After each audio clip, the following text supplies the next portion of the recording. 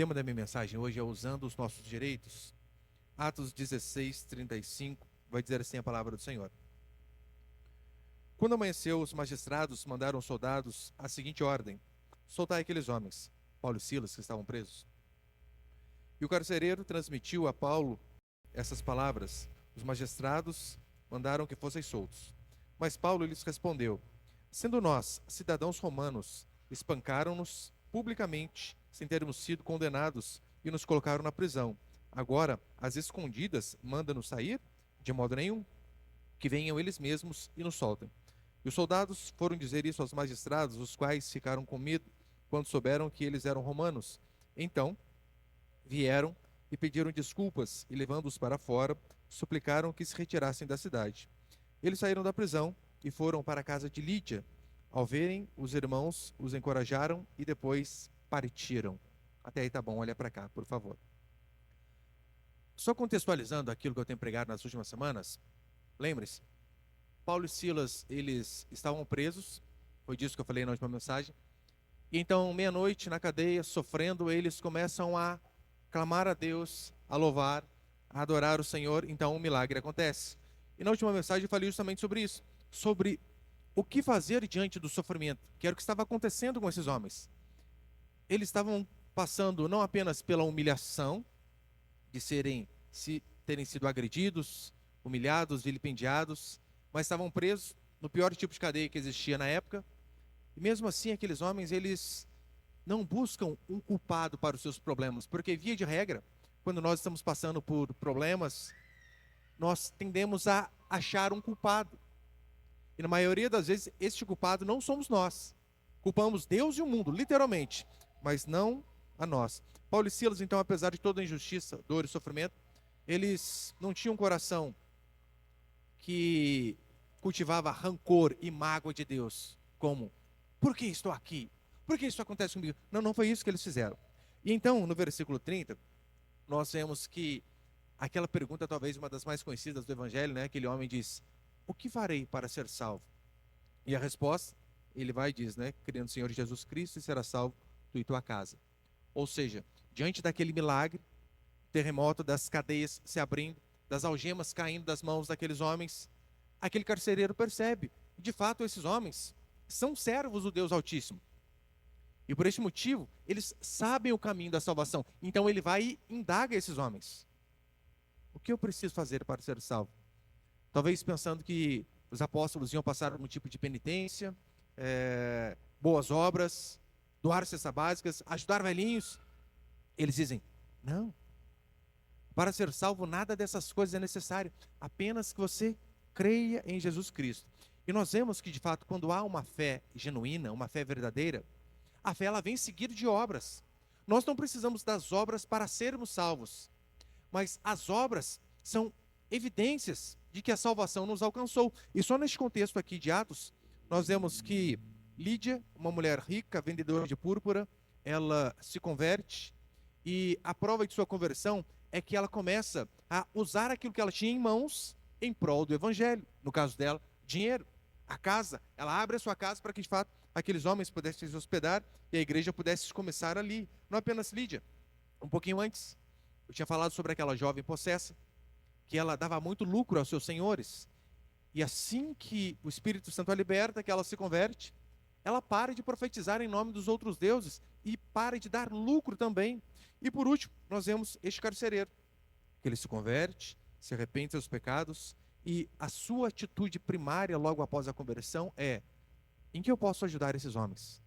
Então ele sabia que aqueles homens haviam sido espancados, ele os leva para sua casa, cuida dos ferimentos, enche a barriga deles, depois leva-os para comer também, como demonstração de que, olha, a minha fé não é algo apenas confessado da boca para fora. A fé ela vem seguida de atitudes, e é assim que se espera de todos, claro, né? Eu quero passar apenas 2 princípios aqui essa noite a respeito desse texto, então põe ali o primeiro, por favor. A primeira coisa que nós vemos são milagres provenientes da oração. Acompanhe comigo novamente, por favor, o versículo 36 e o versículo 37. E o carcereiro transmitiu a Paulo essas palavras: os magistrados mandaram que fosseis soltos. Agora, pois, saí e ide em paz. Vai só o 36, tá bom. Lembre-se, neste contexto aqui, a tendência é você lembrar do carcereiro de Filipos e você ficar apenas com a mente cativa ao milagre do terremoto, ao milagre das portas das cadeias se abrindo e daquelas algemas daqueles presos caindo. Isso aconteceu? Claro que aconteceu, e é claro, né? O principal deles, a conversão desse homem. Mas por vezes nós não percebemos algo importantíssimo que o texto também relata. Você percebeu que a oração desses homens, ela teve o poder de mudar o coração daqueles magistrados ímpios? Porque até na noite anterior, o veredito era só um: cadeia nesses homens, acabou. Aí, uma noite de oração, nós vemos que a mente daqueles homens pagãos, que não temiam a Deus, iníquos, a mente daqueles homens é transformada. A Bíblia vai dizer que esses magistrados eram ímpios, injustos, e então de um dia para o outro a mente muda. Para que eu e você, de fato, vejamos que a oração, ela tem muito poder. Por isso é fundamental que crentes orem. E por vezes, já falei aqui de que muitos negligenciam este preceito básico, consequentemente, caem em pecado e não veem a mão de Deus sobre suas vidas, porque deixam de clamar a Deus. Se Deus teve o poder de mudar a decisão, o coração, a mente de um juiz ímpio como esses, você acha que por vezes lá no seu trabalho, o seu patrão, carne de pescoço, que às vezes você está meio que na mão dele, você acha que Deus não tem o poder de tocá-lo? E de repente fazer aquilo que você tanto precisava, tanto buscava? Essa semana mesmo, conversava com uma irmã de nossa igreja, e ela muito angustiada por conta do serviço dela. E ela, acho que há quase 2 anos, trabalhando aqui em nossa cidade, já mudou para cá, por conta da igreja. E de repente o chefe dela falou: não, eu quero que você venha uma vez por semana aqui na capital, aqui em São Paulo. Se vira. E ela angustiada: pastor, imagina, eu tenho que ir para lá. E agora, o que eu faço? Primeiro que eu a orientei a como tratar o chefe da melhor maneira possível, porque eu disse: irmã, eu sei que a tendência é você querer chegar com os 2 pés no peito lá e brigar, né? Mas lembre-se, você está numa posição inferior. Quem está numa posição inferior, você não pode chegar arrebentando tudo. Há uma forma, um jeito de se conquistar as coisas. Então, faz assim, fala assado, chega com jeitinho e vai fazendo isso daqui. E principalmente, sabe o que eu disse a ela? Ore. Ore, porque Deus tem o poder de mover o coração desses homens duros. Aqui é um exemplo que nós vemos. E não só isso. Lembra aquela parábola do juiz iníquo? Você percebeu que quase todo juiz é tudo ímpio, né? Aqui de novo. Aqui de novo. A parábola do juiz iníquo, onde diz a escritura que aquela moça, aquela mulher, ela vai diante dele e clama, e clama, e clama, dizendo: julga minha causa, julga minha causa, julga minha causa. Diz a escritura que aquele homem, ele não temia a Deus nem homem algum, mas devido àquela mulher de tanto importuná-lo, ele então decide julgar a causa dela. Mais uma vez, um juiz ímpio, um chefe ímpio, que é transformado pelo poder do clamor a Deus. Ou seja, é possível que pela oração, até magistrados brasileiros professem, ou profiram, deem sentenças justas. Claro que é possível. Nós vemos este exemplo aqui, claro, na Escritura. Portanto, eu e você não devemos jamais desistir de orar, de buscar a Deus. Está passando por algum problema onde você está meio que na mão de alguém que não é temente a Deus? Lembrem-se desses episódios. A Bíblia vai dizer que é Deus quem conduz o coração do rei. É Deus quem o inclina para onde Ele quer. E se Deus conduz e governa o coração do rei, você acha que Ele não pode conduzir e governar o coração de um presidente ímpio? Para fazer leis justas, para aprovar leis justas de um Congresso totalmente corrompido, para de fato fazer leis que são justas? Claro que pode, mas a questão é: quanto nós temos orado? Quanto nós temos buscado a Deus? Quanto nós cremos que de fato Deus tem o poder de fazer essas coisas? Isso é fundamental. Mas segundo, eu quero me deter um pouquinho mais no segundo. Põe ali, por favor, Miguel. O segundo princípio é o seguinte: usando a lei terrena em nosso favor. Por que eu digo isso? Usando a lei terrena em nosso favor. Paulo e Silas, eles foram cuidados pelo carcereiro. Suas feridas ali foram cuidadas, eles receberam alimento. Diz a Escritura que eles pregaram aos familiares daqueles carcereiros nessa noite. Lembre-se, tudo isso aconteceu numa madrugada. Eles cantavam meia-noite, a cadeia, né, o terremoto acontece, as portas se abrem, eles são libertos. E então, nessa noite, o carcereiro se arrepende dos seus pecados, leva-os para sua casa. Aqui o contexto, né? Como assim, pastor? Tirou eles da cadeia e levou para casa? Ali era como se fosse uma casa contígua, uma casa junto. Não tem muitas igrejas que tem casa pastoral? Era como se fosse ali, não sei, o neologismo aí, uma casa carceraral, não existe, claro, essa palavra, né? Mas o carcereiro, ele morava ali próximo à cadeia. Então, por isso, ele pega aqueles homens, os leva, sua família ouve o evangelho, se arrependem, são batizados, tudo na mesma madrugada. E então diz a Escritura que depois esses homens voltam voluntariamente para a cadeia e esperam amanhã para ver de fato o que iria acontecer. Vamos ver aquilo que os juízes dizem. E de manhã o carcereiro vai lá, volta e diz: olha, os magistrados liberaram vocês. Talvez esperando que Paulo e Silas ficariam felizes. Não é isso que nós lemos no verso 35? Quando amanheceu, os magistrados mandaram os soldados com a seguinte ordem: soltai aqueles homens. E o carcereiro transmitiu a Paulo essas palavras: os magistrados mandaram que fosseis soltos. Na mente do carcereiro, eu falei: gente, que notícia boa. Vou correndo contar a Paulo e Silas. Eu tenho certeza que eles vão ficar felizes. Mas aí ele se surpreende, sabe por quê? Paulo diz: não vou sair. Como assim, Paulo? Vocês oram, o milagre acontece. Vocês estão sendo libertos. E agora você não quer sair? Paulo diz: não vou sair. Não é isso que nós lemos no verso 37? Mas Paulo lhes respondeu: sendo nós cidadãos romanos, espancaram-nos publicamente, sem termos sido condenados, e nos colocaram na prisão. Agora, às escondidas, manda-nos sair? De modo nenhum. Que venham eles mesmos e nos soltem. Veja, Paulo, ele faz uso do seu direito de cidadão romano. Paulo tinha de nascimento, provavelmente por conta de seu pai, e Silas, a Escritura não explica como que ele tinha conquistado a cidadania romana, mas a Bíblia vai dizer que no verso 38, esses homens ficaram com medo, os magistrados ficaram com medo, e os soldados foram dizer isso aos magistrados, os quais ficaram com medo, quando souberam que eles eram romanos. Por que esses magistrados ficaram com medo? Eles sabiam. Nós cometemos um erro crasso com esses homens. Nós podemos perder o respeito, podemos perder a nossa posição, podemos perder o nosso cargo aqui na sociedade, porque, querendo ou não, o que eles cometeram foi, trazendo para a nossa lei, abuso de autoridade. Como assim? Eles, sem respeitar o devido processo legal, nos julgam e nos condenam. E a lei protegia o cidadão romano justamente para isso. Eles não poderiam ser açoitados publicamente, e eles não poderiam ser encarcerados ou condenados à morte, se não se respeitasse o devido processo legal. E foi exatamente o que eles não fizeram aqui com Paulo e Silas. Além disso, no contexto do Oriente, as pessoas prezavam muito pela questão da honradez. Ser um homem de honra, uma pessoa honrada. Hoje em dia, né, as pessoas nem ligam mais. Mas você lembra antigamente o quanto que a palavra de um homem valia? Não precisava, ó, fulano, você vai em casa, eu vou. Promete, prometo. Jura, eu juro. Não precisava. Lembra que antigamente era um fiozinho do bigode? Aqui, ó, tá aqui, ó.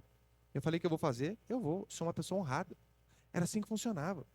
Então Paulo, ele não queria ser visto como um pária na sociedade de forma injusta. E o que ele faz? Ele exige uma retratação pública daqueles homens. Não vamos sair pela porta dos fundos. Eles erraram, que eles venham e que eles abram as portas aqui e nos coloquem para fora. Era uma forma, de fato, de mostrar àqueles homens, de fazer com que eles reconhecessem o erro para eles e também diante da sociedade. E você deve se lembrar, essa não é a primeira vez que Paulo recorre aos seus direitos como cidadão. Certa vez ele apela também: não, eu quero ser julgado por César. Era um direito dele como cidadão. E o que nós, de fato, aprendemos de uma situação como essa? Veja, Paulo, ele era um cidadão celestial, assim como nós. Sabemos que o nosso reino não é deste mundo. Que o que aqui conquistamos, aqui vai ficar. Assim como Jesus, o nosso reino não é deste mundo. Mas mesmo sendo cidadãos celestiais, aquilo que é de direito nosso, quem diz que temos que abrir mão? Paulo não abriu mão daquilo que era direito. Por que que nós vamos abrir mão dos nossos direitos? Claro que não. Dentro de uma democracia, nós temos os nossos deveres, mas temos os nossos direitos como igreja e também como cidadãos. E quem disse que nós vamos ficar abrindo mão desse direito, que devemos fazer isso? Claro que não. Agora, muitos, infelizmente, eles são tolos e nós não podemos ser tolos. O mundo pinta e borda com a igreja e a igreja é o quê? É um cordeirinho mudo que não faz nada. É um absurdo. Se nós podemos recorrer de forma terrena aos nossos direitos, devemos fazer. Agora, percebeu? O pessoal fala o que quer da igreja, arrebenta com a gente, e a maioria dos crentes faz o quê? Nada. Fica calado, mudo, quietinho, não, de jeito nenhum. Os mais antigos aqui devem se lembrar. Na pandemia, o que nós nos esforçamos para fazer, e fizemos de forma prática, foi exigir aquilo que era nosso por direito.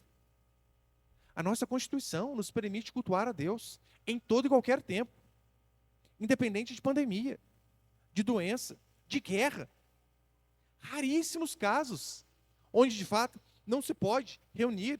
Não era o caso nem mesmo na pandemia. E por que que nós fizemos isso?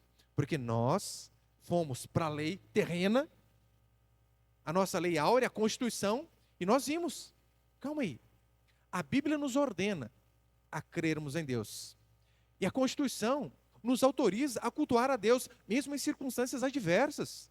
Não vamos abrir mão. Uma das coisas que nós, de fato, pegamos no pé foi isso aqui, ó, põe ele, por favor.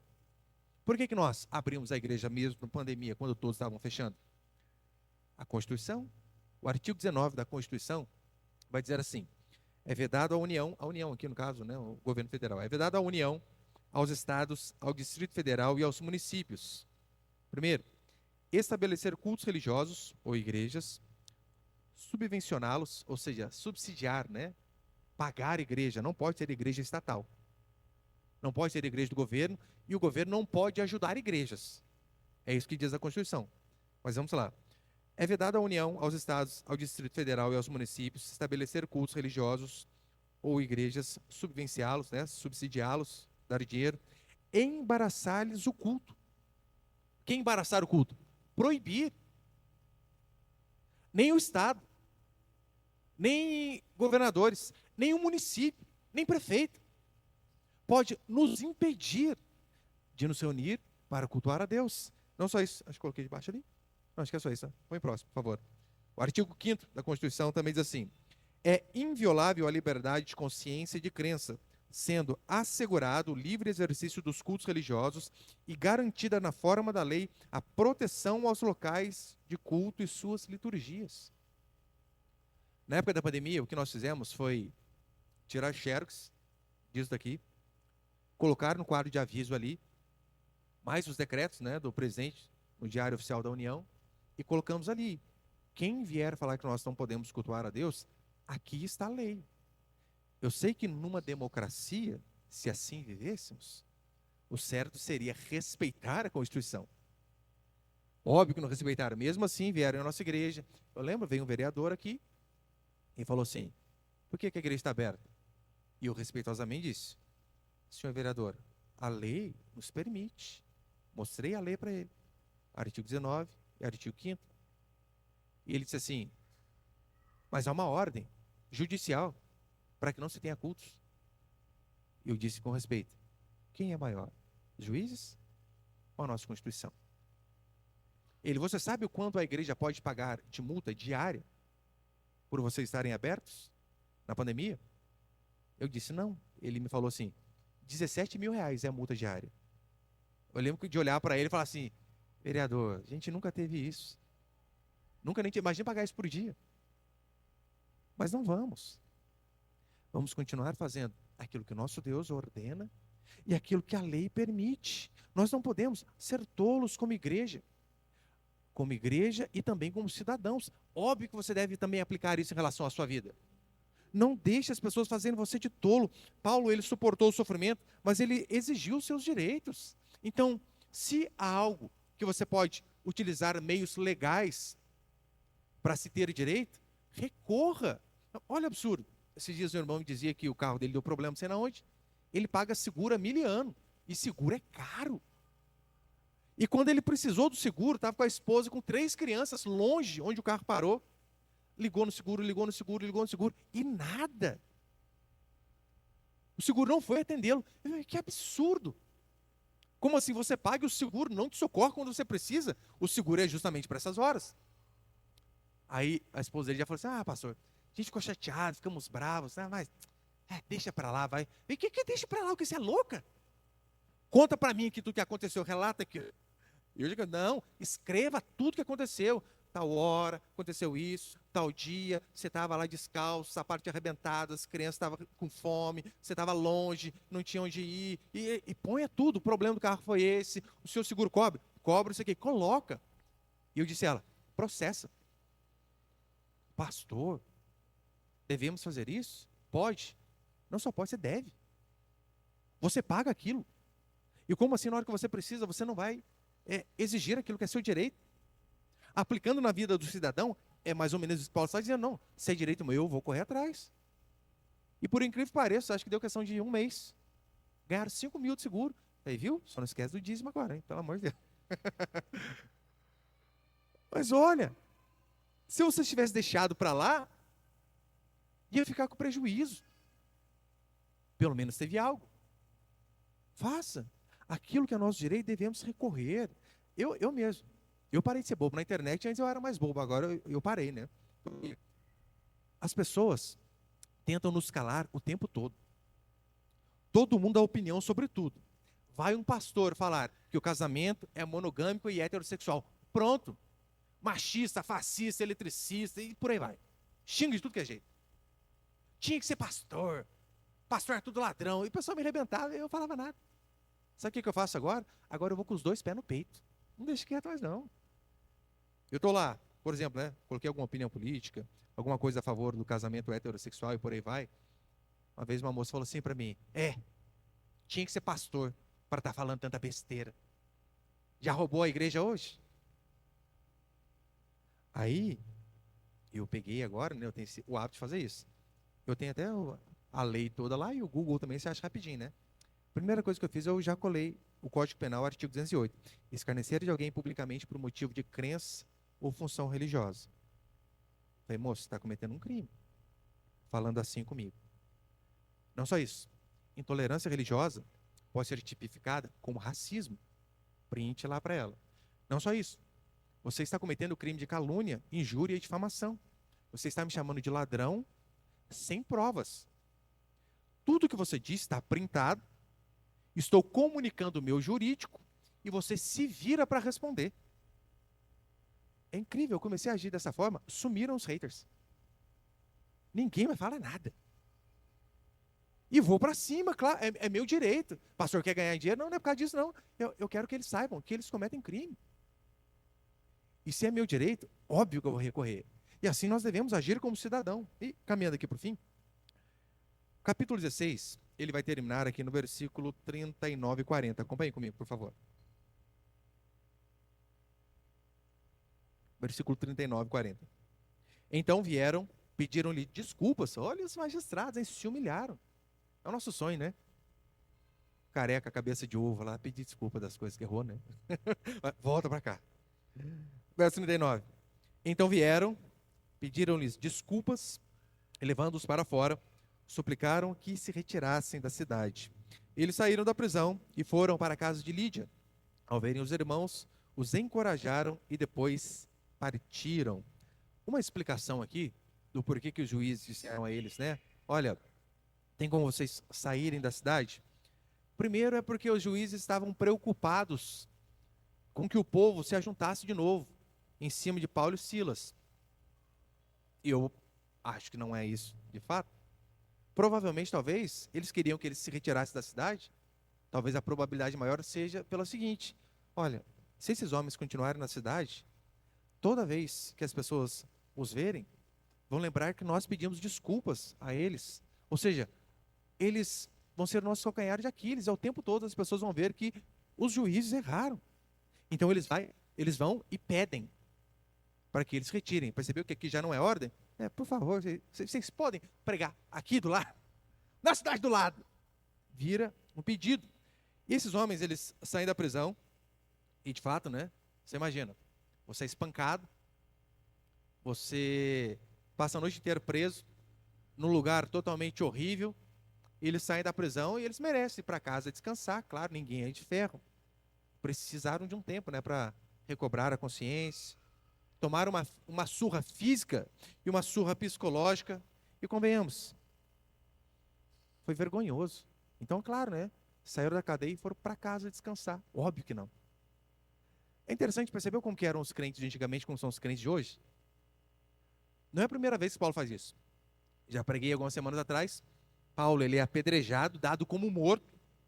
Ou seja, ele foi tão apedrejado que aqueles homens ímpios, sedentos por sangue, ao verem caído no chão, falaram: morreu, pode parar de tacar pedra. Vamos economizar a pedra. Diz a Escritura que Paulo levanta depois de ser apedrejado e no dia seguinte estava trabalhando, pregando normalmente. Seus crentes de hoje em dia tomam uma estilingada na cabeça e já entra com pedido no INSS. Nossa, não dá. Aposentadoria. Esses homens não. Sofreram psicologicamente, tomaram uma surra e ainda assim o que eles fizeram? Estavam preocupados com a igreja. Tanto é que eles saem e vão para a igreja. Pastor, diz a Escritura que eles foram para a casa de Lídia. A casa de Lídia era a igreja de Filipos. A igreja de Filipos começou na casa de Lídia. Ali foi a primeira igreja da Europa. Eles saem depois de uma noite, terem sido surrados, e fazem o quê? Vamos com os irmãos. Vamos lá. E eles vão encorajar os irmãos ainda, né? A maioria iria: ai, tadinho de mim, que eu passei, vocês não têm noção. Eles não. Eles são: gente, o negócio foi tenso, mas continue firme. Deus nos sustenta. E assim funciona. Depois de espancada, a primeira coisa que eles fazem, então, é isso. Ou seja, mesmo depois de terem sido injustiçados, eles procuram cultuar a Deus. Mesmo depois do sofrimento, eles procuram cultuar a Deus. Eu finalizo, de fato, enfatizando a importância disso.